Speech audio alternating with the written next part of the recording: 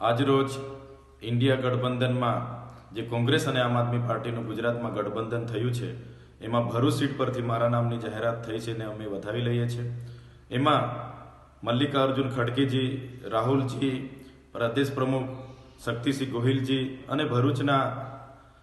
અહેમદ પટેલ સાહેબના પરિવાર મુમતાજજી અને ફેજલજીનો અમે ખૂબ ખૂબ આભાર માનીએ છીએ। સાથે સાથે એમને વિશ્વાસ આપીએ છીએ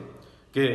કોંગ્રેસના તમામ સાથી મિત્રોને અમે સાથે લઈને એમને વિશ્વાસમાં લઈને અમે આગળ વધીશું, સાથે બેસીને રણનીતિ બનાવીશું અને ભરૂચ લોકસભા જીતીને સ્વર્ગીય અહેમદ પટેલજીને અમે શ્રદ્ધાંજલિ આપીશું। આજે અમારે સ્વાભિમાન યાત્રાનો આજે ત્રીજો દિવસ છે, ત્યારે કોંગ્રેસના